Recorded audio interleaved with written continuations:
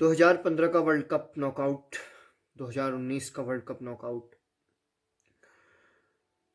2023 का world cup final knockout, उसके बाद 2 वर्ल्ड टेस्ट चैंपियनशिप के फाइनल। हम ये नॉकआउट क्यों नहीं जीत पा रहे हैं? क्यों जो हमारी ट्रॉफी जीतने की जो चाह है वो अधूरी रह जा रही है? इस पर जो है हम आज बात करेंगे, तफसील से बात करेंगे। पैट कमिंस ने अभी हाल ही में, आपको पता है कि न्यूजीलैंड में टेस्ट सीरीज जीती है। 2-0 से जो है न्यूजीलैंड को न्यूजीलैंड के घर में हराया। 34 साल से जो है वो न्यूजीलैंड ऑस्ट्रेलिया को टेस्ट मैचेस नहीं हरा पाया है। बात हमने ये नहीं करनी है ऑस्ट्रेलिया और न्यूजीलैंड की, मैं एक भूमिका बांध रहा हूँ कि हम जो है क्यों आईसीसी ट्रॉफीज़ नहीं जीत पा रहे हैं, इसके क्या मसले मसाइल हैं, क्या क्या जो पहलू निकल के आए हैं। कुछ चीज़ें जो है मैंने एनालिसिस करी हैं कि ये वजूहात हो सकती हैं जिन वजह से जो है हम नॉकआउट में बाहर हो जाते हैं और हमारी ट्रॉफीज़ जो है वो कोई और टीम लेके चली आती है। पैट कमिंस जो है वो अभी अपने प्राइम पर है। जब से वो ऑस्ट्रेलियन टीम का कप्तान बना है तब से जो है वो लगातार ही जीते जा रहा है। वर्ल्ड कप में सब लोग इंग्लैंड को फेवरेट्स बताते थे, भारत को सब लोगों ने फेवरेट बताया, साउथ अफ्रीका को फेवरेट बताया, इनफैक्ट न्यूजीलैंड को फेवरेट बताया। ऑस्ट्रेलिया को जो है बहुत कम लोगों ने कहा कि ये टीम जो है वर्ल्ड कप जीत सकती है। इसका एक कारण ये भी था कि नेथन लायन चोटिल थे, उनके पास ज़ैम्पा के अलावा कोई स्पिनर नहीं था और इंडिया में जो है वो स्पिनिंग ट्रैक बनने थे। लेकिन वर्ल्ड कप जो है वो खाली 1 या 2 प्लेयर की परफॉर्मेंसेस से नहीं जीते जाते। जैसा कि आप सबको पता है, अगर 1 और 2 प्लेयर की परफॉर्मेंस से वर्ल्ड कप जीते जाते तो इंडिया के पास इतने वर्ल्ड कप होते, इतनी आईसीसी ट्रॉफीज होती कि आप जो है वो गिन भी नहीं पाते। ऑस्ट्रेलिया जो है वो वर्ल्ड कप जीत रही या आईसीसी ट्रॉफी में जो उनकी संख्या है वो सबसे ज़्यादा है। इसका कारण ये भी है कि उनकी जो टीम स्पिरिट है, जो कॉम्बिनेशन है टीम का, जो उनकी टीम कंबाइन में परफॉर्म करती है, वो सबसे ज़्यादा बेहतरीन है। और पैट कमिंस ने इस चीज़ को झुटलाया है कि एक फास्ट बॉलर जो है अच्छा कप्तान नहीं हो सकता।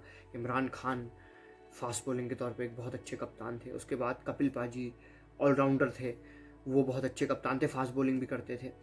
उसके बाद से लोगों ने ये धारणा बना ली कि फास्ट बॉलिंग जो है वो कप्तानी उतनी अच्छी नहीं कर सकता और कहीं ना कहीं वर्ल्ड क्रिकेट में जो है वो बैट्समैन या विकेट कीपर बैट्समैन कैप्टन आए। ऑस्ट्रेलिया के लिए रिकी पॉन्टिंग बहुत जो है सक्सेसफुल कप्तान साबित हुए। श्रीलंका के लिए कुमार संगकारा बहुत सक्सेसफुल कप्तान जो है वो साबित हुए। इंडिया के लिए एम एस धोनी जो है बहुत सक्सेसफुल कप्तान साबित हुए। तो कहीं ना कहीं ये एक धारणा लोगों के मन में बन गई थी कि विकेट कीपर बैट्समैन या फिर बैट्समैन जो है वो एक सक्सेसफुल कप्तान होगा। लेकिन पैट कमिंस ने जो है वो लोगों के इस भ्रम को तोड़ा और जिस तरीके से उन्होंने जब से कप्तान बने तब से जो है वो हैशेस भी बराबर हुई। उसके बाद वर्ल्ड कप जीतना, इंडिया को WTC के फाइनल में हराना, उसके बाद पाकिस्तान को अपने घर में वाइट वॉश करना, उसके बाद न्यूजीलैंड को न्यूजीलैंड में जाके वाइट वॉश करना। तो ये पैट कमिंस की उपलब्धियां। पैट कमिंस अभी अपने प्राइम पर है और मुझे कहीं ना कहीं डर लग रहा है आने वाली जो अल्टीमेट टेस्ट सीरीज होने वाली है 2025 में, उसमें जो है वो पैट कमिंस कप्तान होंगे तो इंडिया को बहुत सोच समझ के टीम सिलेक्शन करना होगा। तो हम इंडिया की जो नॉकआउट स्टेजेस में हार है उनका तबसरा आज करेंगे। सबसे पहली चीज़, टीम स्पिरिट और प्रेशर को अच्छे से हैंडल न कर पाने की जो क्षमता है। इंडियन टीम आपने देखा होगा 2019 के वर्ल्ड कप में भी जो लीग मैचेस होते हैं उनमें बहुत अच्छा परफॉर्म करती है, लेकिन जैसे ही नॉकआउट के मैचेस आते हैं इंडिया जो है वो ओवर डिफेंसिव हो जाती है। उनका प्ले जो है वो अटैकिंग से डिफेंस की ओर चले जाते हैं। 2019 का वर्ल्ड कप आप देखिए कि न्यूजीलैंड के अगेंस्ट जो है इंडिया के ज़्यादा जो है डिफेंसिव अप्रोच के चलते टारगेट बहुत कम था, 250 से नीचे का टारगेट था, लेकिन ओवर डिफेंसिव अप्रोच के चक्कर में जो है इंडिया वो सेमीफाइनल हारी।